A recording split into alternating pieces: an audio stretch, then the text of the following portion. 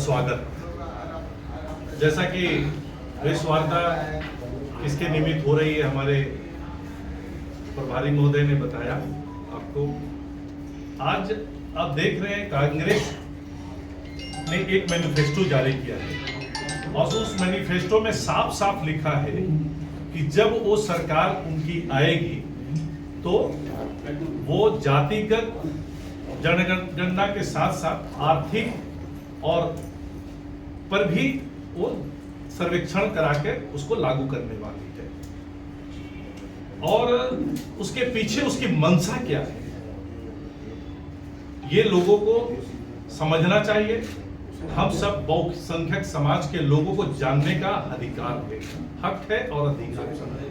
मैं आपको बताना चाहता हूं कि जातिगत जनगणना के पीछे जब उनकी सरकार बनेगी तो उन्होंने एकदम मैनिफेस्टो में साफ शब्दों में लिखा है कि जातिगत जनगणना के आधार पर संपत्ति, आर्थिक या चल और अचल संपत्तियों का सबका सर्वेक्षण किया जाएगा और उसको बराबर हिस्सेदारी में बांट दिया जाएगा। किसको बांट दिया जाएगा? उनको जिसके लिए वो काम कर रहे हैं। तुष्टिकरण की नीति को अपनाते हुए उनके बराबर हिस्से में उनको बांटेंगे। मतलब आपका घर अगर एक गांव में है और एक जमशेदपुर में है तो आपके दोनों घर का हक आपको छीन लेंगे और एक घर का आप बोलेंगे स्वामित्व रहेगा और एक घर का स्वामित्व वो किसी को भी दे देगी। तो ये नीति, उसकी तुष्टिकरण की नीति, ये सरासर भारतीय जनता के ऊपर एक बहुत बड़ा षड्यंत्र के तहत पूरे माओवादी कम्युनिस्ट निज़म को पूरा शामिल करने का और उनकी नीति को नीतिगत अपनाने के लिए इस सरकार अपना घोषणा पत्र में साफ शब्दों में लिख चुकी है, जिसका भारतीय जनता पार्टी इसका कड़े रूप से पूरे एनडीए कड़े से विरोध करती है। और इसके परिप्रेक्ष्य में इनकी भंडाफोड़, इनकी मैनिफेस्टो को बराबर हम जनता के बीच ले जाएंगे और जनता को समझाएंगे कि ये क्या करना चाहते हैं। कांग्रेस बिक चुकी है, पहले भी बिक चुकी है, आज भी सिर्फ वोट हटियाने के लिए, एक वर्ग को खुश करने के लिए, आपके हक और आपके जायदाद को दूसरे में बांटने के लिए इस तरह का षड्यंत्र पूरे देश में कर रही है। ये बहुत असंवैधानिक है और बहुत ही निंदनीय है।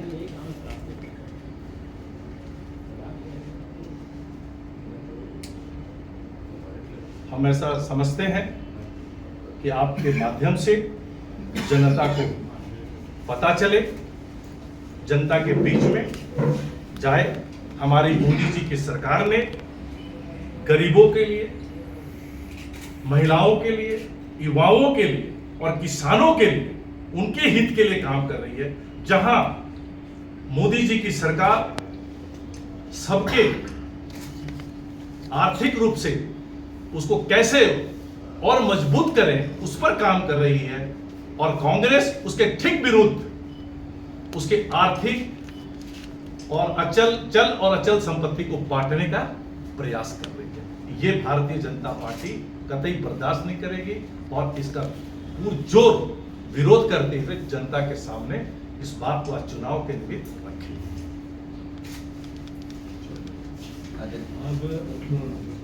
अब मैं आदरणीय जिलाध्यक्ष से आग्रह करता हूँ कि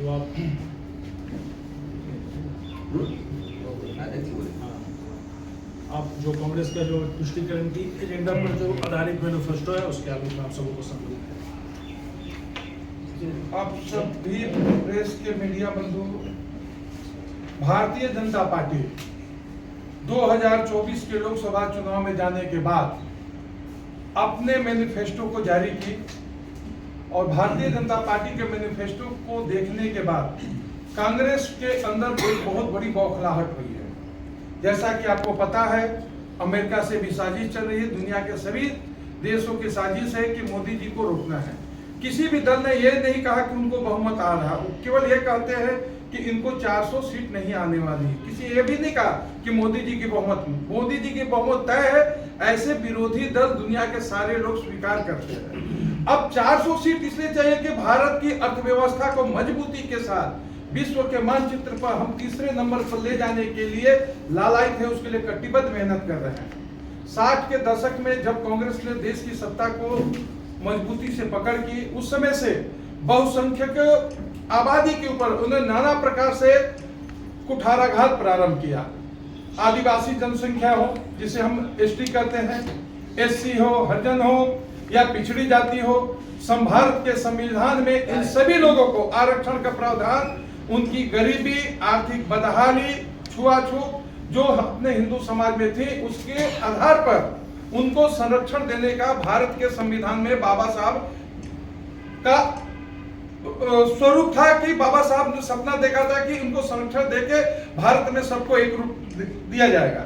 लेकिन आप देख रहे हैं बाबा साहब के सपनों को समाप्त करने के लिए कांग्रेस ने अलग अलग राज्यों में और केंद्र की सरकारों में ओबीसी जाति को जो आरक्षण मिला है, इन आरक्षण में मुस्लिम आबादी को भी घुसा दिया है। इसका यह मतलब है आदिवासी संरक्षण के लिए भारत के संविधान में जो बाबा साहब का सपना था, उसके लिए जितनी परसेंटेज दी गई थी, उसमें भी मुस्लिम आबादी को घुसा दिया है, ईसाई आबादी को घुसा दिया।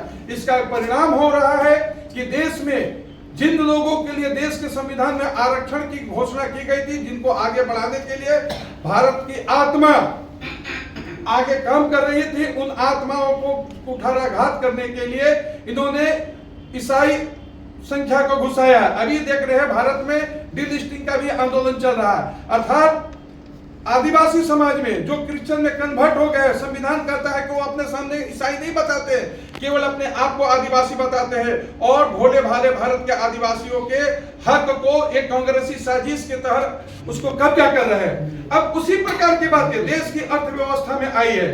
भारत एक विकसित भारत देश है, देश की अर्थव्यवस्था 1914 के बाद बहुत मजबूती से आगे बढ़ रहा है। दुनिया के जो भी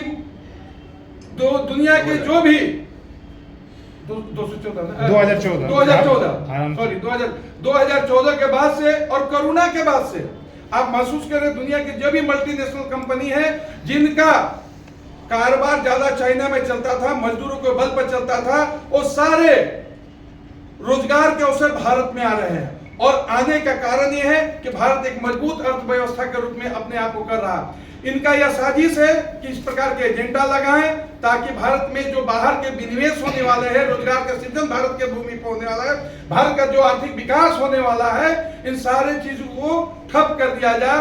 और पाकिस्तान और बांग्लादेश से जो घुसपैठिए यहाँ घुसाए जा रहे हैं नाजायज रूप से, यहाँ के रोजगार पर जिसका पहला हक घुसा दिया गया है, उनके अंदर रोजगार अब हिंदुओं की संपत्ति के सर्वेक्षण की बात की जा रही है, ताकि यहाँ के माता और बहन जिनके पास जेवर है, घर है, द्वार है, 1 से 2 झोपड़ी का घर है, उनको एक कांग्रेस सरकार का एजेंडा है कि वो एक घर कब्जा कर लेंगे। और जो विदेश से लोगों को बुलाया गया है, बांग्लादेशी घुसपैठियों को बुलाया गया है, उनको एक घर देने की अपने एक बड़ी साजिश की है। आप देख रहे हैं बंगाल में लोगों का गांव पलायन हो रहा है, जनसंख्या का बैलेंस बिगड़ रहा है। ऐसे सारे लोगों को पूरे देश स्तर पर डेवलप करने के लिए सैम पित्रोदा, जो जानते हैं यही सैम पित्रोदा है जो राजीव गांधी के भी सलाहकार होते थे, आज राहुल गांधी के सलाहकार है। वास्तविकता तो ये सोनिया के यार है। सोनिया के माध्यम से इनकी विदेशी राजनीति चलती है और भारत के जो बहुसंख्यक समाज है उनको आर्थिक, सामाजिक और चारों तरफ से रोजगार में, व्यापार में उनको समाप्त करने की बड़ी साजिश है। भारतीय जनता पार्टी आम लोगों से अपील करती है, यहाँ की बहुसंख्यक जनता से अपील करती है कि अपने अस्तित्व की रक्षा करने के लिए कांग्रेस के मैनिफेस्टो जो लाया गया है उसको जोरदार तरीका से हम विरोध करेंगे और कांग्रेस को भारत की धारा से समाप्त करेंगे। इनके जो भी सहयोगी है उनको समाप्त करेंगे। भारतीय जनता पार्टी चाहती है जो हमारा लक्ष्य 400 था, वो 400 को और आगे बढ़ाएं ताकि भारत के संविधान में इस तरह का प्रावधान हो कि भारत का जो मूल निवासी है उनके संपत्ति को कोई हड़प ना सके, उनके मेहनत के किए गए धन को कोई लूट के न लेके जा सके। सैम पित्रोदा ने कहा कि अमेरिका में 55% संपत्ति सरकार मृत्यु के उपरांत ले लेती है। ऐसा उन्होंने कहा है केवल करने के लिए, वो आपको तैयार कर रहे हैं क्या मानसिक रूप से तैयार हो जाइए कि कांग्रेस की सरकार आएगी और आपकी संपत्ति हड़प ली जाएगी। हमारी माँ बहनों का जो मंगलसूत्र है, जो उनके सुहाग का प्रतीक है, जो सोने घर में रखे गए हैं, उनको सारे हड़पने की साजिश है। इसलिए भारतीय जनता पार्टी मुंहतोड़ जवाब देना चाहती है कांग्रेस के गठबंधन के लोगों का, और चाहती है कि भारत के विकास में, भारत के लोगों के स्वाभिमान में जो भी रोड़ा अटकाएगा उसके विचारधारा को कुंद कर दिया जाएगा। भारत के भूमि पर केवल राष्ट्रवाद और भारत के भूमि पुत्रों का अधिकार है, यह पहला अधिकार है। किसी विदेशी का भारत के भूमि पर कोई अधिकार नहीं है। हम भारतीय जनता पार्टी अपने गौरव के साथ कहती है, हम अपने सांस्कृतिक राष्ट्रवाद और भारत के पुत्रों की रक्षा करने की गारंटी देते हैं। धन्यवाद। सवाल लीजिएगा, क्या जो पहला चरण का चुनाव हुआ है, क्या उसके बाद आप लोग नर्वस हो गए कि आप इस तरह के हेट स्पीच, एक तरफ आप कहते हैं कि सबका विकास सबका साथ, अब आप सीधे जाति धर्म और इस तरह की बातें कर रहे हैं, क्यों करना? प्रधानमंत्री से लेकर आज आप लोग भी प्रेस पहले चरण और अंतिम चरण तक प्रधानमंत्री हेट स्पीच क्यों? जाति धर्म की जब बात नहीं करना है तो फिर आप क्यों इस तरह की बातें? आप बात समझिए, ये कोई हेट स्पीच नहीं है। यदि कोई हमको मारता है, हम बचाने की मांग अपने माँ और पिताजी का नाम लेके करते हैं, तो क्या ये हेट स्पीच है? यदि भारत की जनता को, इनके संपत्ति को कब्जा करने के लिए यदि कोई भी एजेंडा चलाएगा, तो मेरा काम है उनको हम उनके कब्जा के नियत को हम समाप्त कर देंगे। यहाँ कोई हेट स्पीच नहीं है। भारतीय जनता पार्टी अपने एजेंडा पे चल रही है। मोदी जी ने जो कहा कि सबका साथ सबका विकास, हम सबका साथ सबका विकास चाहते हैं। ये नहीं चाहते हैं कि भारत में जो मंदिरें हैं, बड़ी बड़ी मंदिरें हैं, आप वहां देखते होंगे, हमारी मंदिरों को सरकारी संस्थाएं चलाती है। हमारे मंदिर के आमदनी को अब चर्च में ले जाके खर्चा करते हैं। मुस्लिम के कब्र का दूसरे धर्मावलंबी को क्यों खर्चा करते हैं? यदि आप निरपेक्ष हैं तो सारे धर्म के स्थल है उनकी व्यवस्था करें। आप देखते हैं हमारे शंकराचार्य के मंदिर है साउथ में, उनके नाम के शंकर नेत्रालय देश में सबसे बड़ा आंखों का अस्पताल है। हमारे जो धर्म के केंद्र है वो सामाजिक सेवा के केंद्र है। हमारे समाज में सेवा का केंद्र समाप्त हो जाए, उनकी सहभागिता समाज में समाप्त हो जाए, उसके लिए कांग्रेस के लोगों ने एक बड़ी साजिश की है। जो हमारे आम मंदिर में जो आम लोग दान देते हैं समाज सेवा के नाम पर, उनको समाप्त कर दिया जाए। अब उनकी अगली कार्रवाई ये हो रही कि हमारी संपत्ति को छीन के हमारे विरोधियों के पास हमारे को कंगाल किया जाने का एक लक्ष्य है। इसलिए हम इसका जोरदार विरोध करते हैं। इसको आप हेट स्पीच कैसे मान सकते हैं? यदि आपको लगता है हमको अपनी रक्षा करना हेट स्पीच है, तो हम तभी भी मानेंगे हम अपनी रक्षा किसी भी परिस्थिति में करेंगे। आप जो जाति धर्म के नाम पर बात कर रहे हैं वो सही है?